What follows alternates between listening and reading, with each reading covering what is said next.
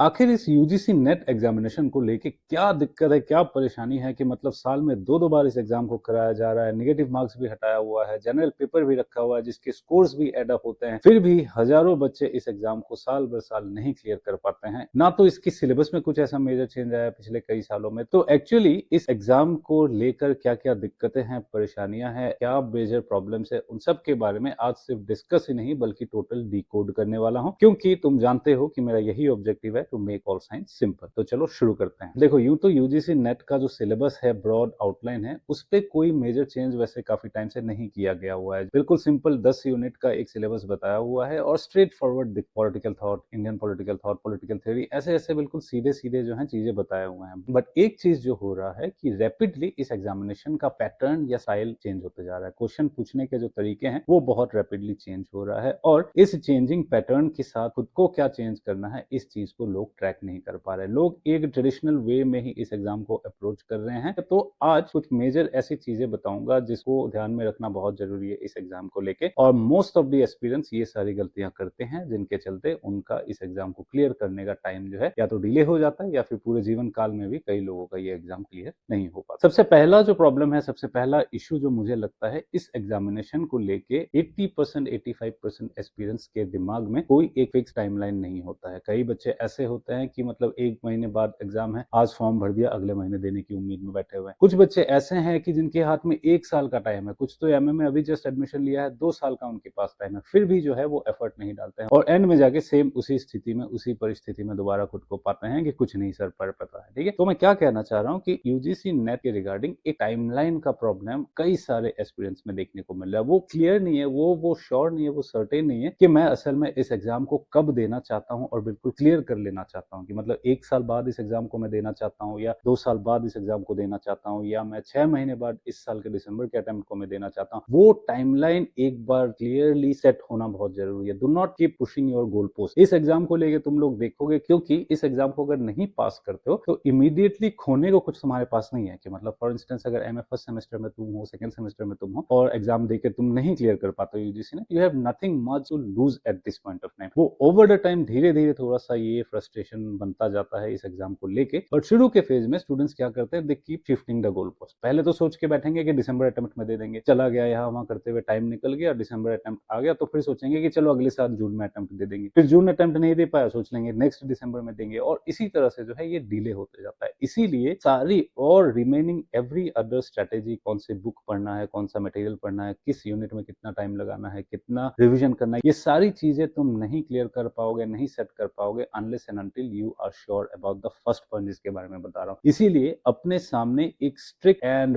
Very very strict timeline लेकर आओ कि मैं अगले साल दिसंबर में इस अटेम्प्ट को क्लियर करना चाहता हूँ। ये ऐसे नहीं है कि मतलब ऐसे घूमने जा रहे हो एग्जाम सेंटर में, जाके घूम के वापस आ जाते हो, क्या ही जा रहा है, 6 महीने बाद फिर से होगा, फिर आ जाऊंगा घूमने। That thing is ruining much of the experience of UGC NET examination. I can tell you this thing from my experience of seeing so many people. तो रखो, फ्लेक्सिबल रखो, कोई प्रॉब्लम नहीं। अगर तुम एमए फर्स्ट ईयर में अभी just CUT PG देकर उठे हो तो तुम्हारे पास 2 साल टाइम है, तो फ्लेक्सिबल रखो, कोई दिक्कत नहीं। इसके प्रीवियस वीडियो जो मैंने बनाया है आई बटन पे वो मिलेगा, उस पर मैंने क्लियरली ये बताया हुआ है कि कब से जो है तुम अटेम्प्ट देना शुरू कर सकते हो और कब से कब तक तुम्हारा अटेम्प्ट जो है वो वैलिड रहने वाला है, तुम्हारा स्कोर वैलिड रहने वाला है। ये सारी चीजें मैंने इसके पहले वाले वीडियो में बात करी है, उसको चेक कर सकते हो। तो समय लो, ऐसी कोई बात नहीं है। अगर एमए फर्स्ट या सेकंड में हो तो टाइम लो, 1 साल का टाइम लो, चाहे 2 साल का time low, but make sure कि जब तुम 1 साल या 2 साल का टाइम लेते हो उसके अकॉर्डिंग अपना ब्लूप्रिंट तैयार करो, उसके अकॉर्डिंग अपनी प्रिपरेशन की स्ट्रेटेजी तैयार करो और उनको फिर टाइम टू टाइम टिक करते जाओ कि मतलब जून के महीने में इतना खत्म हो गया, टिक कर दिए, जुलाई के महीने में इतना हो गया, टिक कर दिए, इस तरह से करते जाओ। तो मेजर फर्स्ट प्रॉब्लम ये है कि there is lack of uncertainty about timeline regarding attempt of UGC NET examination. इसी के साथ जुड़ा हुआ रिलेटेड एक दूसरा प्रॉब्लम है जिसके चलते कई लोग इस एग्जाम को नहीं क्लियर कर पाते हैं और वो है कि इस एग्जाम को 90% बच्चे जो हैं एज ए प्लान बी रखते हैं, एज ए सेकंड ऑप्शन रखते हैं। फर्स्ट ऑप्शन कुछ और ही रहता है। डू नॉट नीड टू से इट आउट, तुम सबको पता ही है। अपने दिल पे हाथ रख के पूछोगे तो तुम्हारे अंदर से भी यही जवाब आने वाला है कि प्लान ए फर्स्ट ऑप्शन कुछ और ही है। अगर वो नहीं हो पाता है तो तुम लोग सोच के रखते हो कि यूजीसी नेट जेआरएफ का एग्जामिनेशन दे दूंगा। इसके चलते जो है हमेशा इस चीज को देखना, तुम जिस भी चीज को तुम प्लान बी बनाओगे, प्लान बी हमेशा प्लान ए से कम एफर्ट ही प्लान बी पे लगाने वाले हो और प्लान बी इसीलिए हमेशा तुम्हें कुछ ना कुछ दुख, कुछ ना कुछ टेंशन देने ही वाला है। तो ध्यान रखना इस चीज को। मैं नहीं मना कर रहा हूँ, I am never stopping you from preparing for any other other thing, मतलब सिविल सर्विसेज जो भी करना चाहते हो, मैं प्रीवियस जितने भी वीडियोस है तुम लोग चेक कर सकते हो। मैं सबको इंस्पायर करता हूँ, सबको मोटिवेट करता हूँ कि दो देना चाहिए, प्रिपरेशन करना चाहिए, बट वक्त रहते तुम्हें ध्यान रखना है कि 1 साल 1.5 साल या 1 साल का भी एटलीस्ट मिनिमम समय निकाल के जो है, अगर तुम कहीं ना कहीं तुम चाहते हो कि एकेडमिक्स में करियर कंटिन्यू करना है तो यूजीसी नेट को निकालने की कोशिश करो। हमेशा के लिए इसको प्लान बी मत बनने देना कि 3 साल 4 साल तक तुम इसे प्लान बी बनने दे रहे हो। Please do not do it. MA खत्म होने से पहले पहले या एमए खत्म होने के इमीडिएट 6 महीने बाद ही जो है इस एग्जाम को क्लियर करना बहुत जरूरी है, नहीं तो फिर ये गले का कांटा बन जाता है। इसको फिर तुम ना निकाल पाते हो ना निगल पाते हो, ये तुम्हारे साथ लगा रहता है यूजीसी नेट एग्जामिनेशन। ठीक है, थर्ड एक जो मेजर प्रॉब्लम है ये एग्जामिनेशन के पैटर्न के रिगार्डिंग है, जो कि रैपिडली आ रहा है, दैट इज कि ये एग्जाम बहुत ज्यादा जो है अनप्रेडिक्टेबल बनता हुआ जा रहा है। मतलब क्वेश्चंस पूछने के जो तरीके हैं वो बहुत ज्यादा अनप्रेडिक्टेबल होते जा रहे हैं। कोई ऐसा सेट पैटर्न हमें लास्ट कुछ ईयर से देखने को नहीं मिल रहा है कि मतलब questions as easy as when was the Reserve Bank of India formed, when was the Supreme Court of India formed, इस तरह के सिंपल क्वेश्चंस भी पूछे जा रहे हैं और डिफिकल्ट कोड या कोर्स के रिगार्डिंग क्वेश्चंस भी पूछे जा रहे हैं। फॉर एग्जांपल यही क्वेश्चन अगर तुमसे मैं पूछता हूं कि who was the second president of India to have died in office, तो ये कौन से यूनिट में तुम कवर करोगे, ये बहुत ज्यादा परेशानी हो जाती है कि मतलब इंडियन कॉन्स्टिट्यूशन एंड गवर्नमेंट वाला जो यूनिट है उस पर तो तुम वही प्रिपेयर करोगे ना। प्रेसिडेंट के रिगार्डिंग कौन कौन से इंपॉर्टेंट आर्टिकल्स है, प्रेसिडेंट का पार्डोनिंग पावर किसमें है, प्रेसिडेंट का वीटो पावर किसमें है, प्रेसिडेंट का इलेक्शन कैसे होता है, ज्यादा से ज्यादा यही तुम करोगे। या बहुत ज्यादा हो गया तो तुम प्रेसिडेंट्स का शायद एक लिस्ट बना लोगे, शुरू से लेके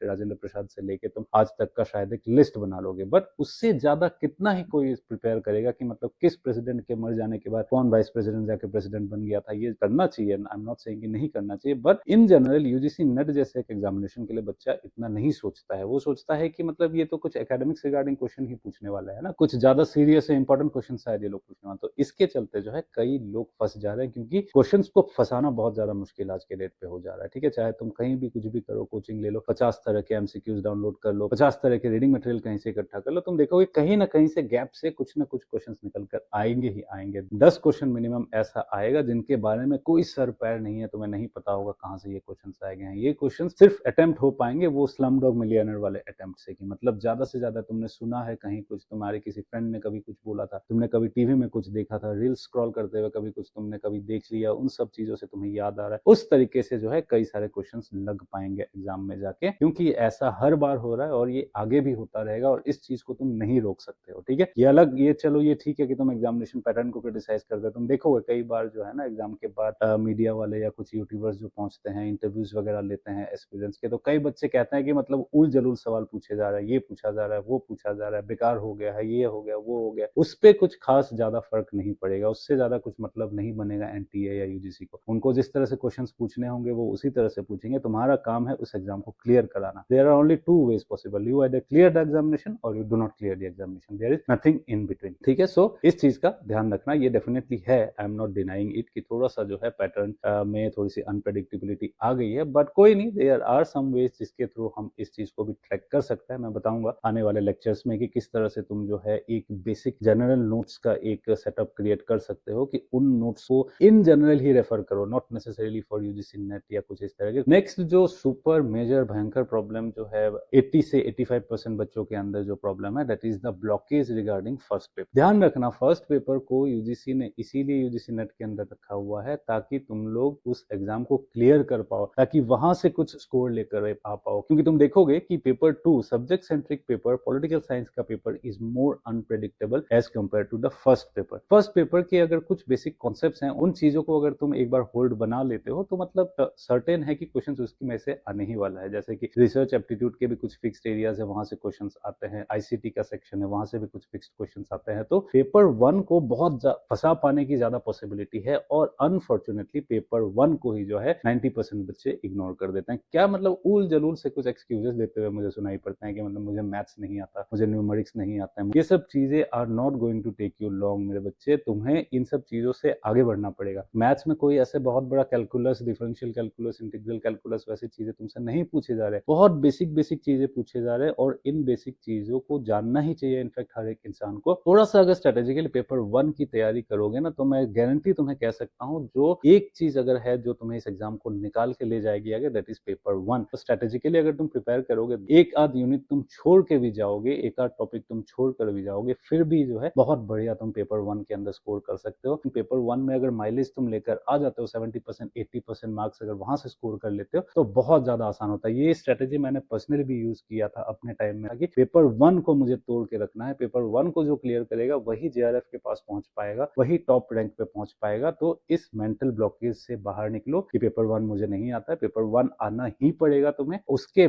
साथ साथ उसके बाद जो है तुम्हें पेपर 2 आना पड़ेगा। नेक्स्ट एक मेजर प्रॉब्लम इस एग्जाम के रिगार्डिंग है कि इनएडिक्वेट analysis of previous year question papers. Previous year question papers का इन डेप्थ और एडिक्वेट एनालिसिस बहुत कम बच्चे करते हैं। प्रीवियस ईयर क्वेश्चन पेपर के नाम पे बच्चे क्या करते हैं, आज से 20 साल पहले के क्वेश्चन पेपर्स उठा लेंगे क्योंकि वो फ्री में अवेलेबल रहते हैं। पीडीएफ 50 जगह से ढूंढने का तो तुम्हारा है ही आदत कि फ्री का पीडीएफ मिल जाए कहीं से। हर जगह तुम देखोगे most of the free material that is available वो होंगे 2015 से पहले के, 2016 के पहले के पीवाईक्यूज तुम्हें मिलेंगे यहाँ वहाँ फ्री के, ठीक है। तो उन तरह के पीवाईक्यूज के ऊपर डिपेंड करके तैयारी को तुम करते हो, जो एक मेजर मिस्टेक है क्योंकि पैटर्न रैपिडली चेंज हुआ है और 2022-23 के बाद से जो है बहुत ही रैपिड चेंज एग्जामिनेशन पैटर्न में आ चुका है। और अगर तुम ट्राई करोगे ढूंढने का फ्री का तो बहुत कम जगह तुम्हें मिलने वाली है। 2025-2024 के जो प्रीवियस ईयर क्वेश्चन पेपर से बहुत कम जगह तुम्हें मिलने वाले हैं। उसके लिए बहुत मेहनत करनी पड़ेगी तुम्हें, बहुत एफर्ट लगा के तुम्हें उन क्वेश्चन पेपर्स को ढूंढना पड़ेगा। तो इसीलिए मेरी मानो तो बहुत ज्यादा 2014, 2012, 13 के क्वेश्चन पेपर्स के ऊपर फोकस करके मत बैठो। रिसेंट पेपर्स को तैयार करना शुरू करो एकदम इमीडिएट। जो दिसंबर 2025 का पेपर था, जून 2025 का पेपर था, दिसंबर 24 का पेपर था, जून 24 का पेपर था, वहां तक जाओ, पेपर्स को इकट्ठे करो और उनमें चेंज हो रहे पैटर्न्स को समझने की कोशिश करो, रेदर देन की मतलब 20 साल पुराने एमसीक्यूज तुम करके बहुत चौड़े होकर बैठे हो कि मैंने तो 20 साल पीवाईक्यूज करके बैठा हुआ हूं मैं। ये एक मेजर प्रॉब्लम है रिगार्डिंग पीवाईक्यू एनालिसिस। एक और जो मेजर प्रॉब्लम दिखता है इस पे बच्चों की तरफ से या एस्पिरेंट्स की तरफ से, वो ये है कि मतलब अननेसेसरी दिन रात पागलों की तरह मटेरियल के पीछे भागते हैं कि पॉलिटिकल थ्योरी के लिए कौन सा बुक पढ़ना है भैया, अभी से मैं पढ़ना चाहता हूँ। हायर थ्योरी के लिए बेस्ट बुक कौन सा रहता है, बेस्ट बुक बता दो। इंडियन पॉलिटी के लिए बेस्ट बुक बता दो भैया, मैं तो क्लियर करके मतलब पढ़ के कल ही जो है यूजीसी नेट क्लियर कर लूंगा। नो, ये एक बहुत बड़ा प्रॉब्लम है। मटेरियल के रिगार्डिंग एक मेजर डायलेमा है। Anything and everything that is available in market is not material. Material is something जिसको तुम प्रीवियस ईयर क्वेश्चन पेपर के बेसिस पे, इस साल के प्रोबेबल ट्रेंड के बेसिस पे, प्रोबेबिलिटी के बेसिस पे तैयार किया गया हुआ जो चीज है उसी को असल में मटेरियल तो मैं कहता हूँ अपने ट्रू सेंस में। यहाँ तुम्हारा लक्ष्य बहुत बड़ा पंडित बनने का लक्ष्य नहीं होना चाहिए। तुम्हारा लक्ष्य यहाँ होना चाहिए कि एग्जाम को सही सही जवाब में मैं जाके गोला बनाऊं या टिक करूं एग्जामिनेशन में जाके और ये एग्जाम निकल जाए और मैं नेट क्वालिफाई कर जाऊं या जेआरएफ मिल जाए, फिर तो बहुत अच्छी बात है। तुम्हें बहुत बड़ा विद्वान नहीं बनना है, मैं बार बार इस चीज को कह रहा हूँ। इसीलिए तुम्हें मैक्सिमम उन चीजों की तैयारी करनी है जिनकी आने की प्रोबेबिलिटी है। उन चीजों की तैयारी कैसे करोगे? There is no one single book जिसको पढ़ के तुम इस चीज को तैयार कर सकते हो। ऐसा कोई एक बुक नहीं है जो मैं बता दूं तुम्हें कि पॉलिटिकल थ्योरी के सारे क्वेश्चंस इसी बुक से आएंगे, या इस तरह की कोई बुक नहीं है कि इंडियन पॉलिटिकल थॉट के सारे क्वेश्चंस इसी बुक से आएंगे। क्वेश्चंस जो कि जेपी पे पूछे जाते हैं, लोहिया पे जो क्वेश्चंस पूछे जाते हैं, इतना डाइवर्स क्वेश्चंस ये लोग पूछ रहे हैं कि मतलब कोई एक बुक के अंदर ये है ही नहीं, तुम ढूंढ ही नहीं सकते हो। ठीक है, मेरे तरफ से मैं सिर्फ इतना ही बोलना चाहूंगा कि एक जनरल नॉलेज की बुक जरूर तुम लोग कवर करो। दो बहुत पॉपुलर पब्लिशर्स हैं, मैंने पहले भी इसके बारे में बोला है, आज भी इसके बारे में बोलता हूँ। चाहो तो डिस्क्रिप्शन में इन दोनों बुक्स के मैं लिंक्स भी डाल दूंगा, तुम लोग जाके उनको चेक कर सकते हो। मतलब कोई और अगर तुम्हारे पास नाम पता है जो बेटर बुक्स हैं, डेफिनेटली तुम रेफर कर सकते हो। I am not making it की लाइक प्रेस्क्रिप्शन है ये मैं सिर्फ बताना चाहता हूँ कि ये दो बुक्स अच्छे हैं। मैंने भी अपने टाइम पे इन्हीं बुक्स को यूज किया था। तो इनमें से कोई एक जीके का बुक लेके फटाफट से तुम तैयार कर सकते हो। और बाकी all those things that I have said in previous videos वो सब रहेंगे ही। एनसीईआरटीज क्लियर करना है, इंडियन कॉन्स्टिट्यूशन का बेसिक स्ट्रक्चर फॉर्मेट फटाफट से क्लियर करना है, इन सब चीजों को करो। ये सारी चीजों पर अगर ध्यान रखोगे तो मैं श्योर हूँ कि यूजीसी नेट को लेके तुम्हारा जो ये अप्रोच रहने वाला है, 1 साल बाद दोगे या 2 साल बाद दोगे, 100% गारंटी है कुछ ना कुछ चेंज डेफिनेटली आएगा। और अगर इन सब चीजों को नहीं चेंज करोगे तो फिर उसी ट्रैप में फंसे हुए रह जाओगे और हजारों दूसरे एस्पिरेंट्स की तरह जो है इस एग्जाम को 6 महीने के गैप में एक त्योहार की तरह देते जाओगे और कुछ खास ज्यादा अचीव नहीं कर पाओगे। ठीक है, तो वीडियो को लाइक करो, चैनल को सब्सक्राइब करो, टेलीग्राम चैनल को ज्वाइन कर लो। All the best.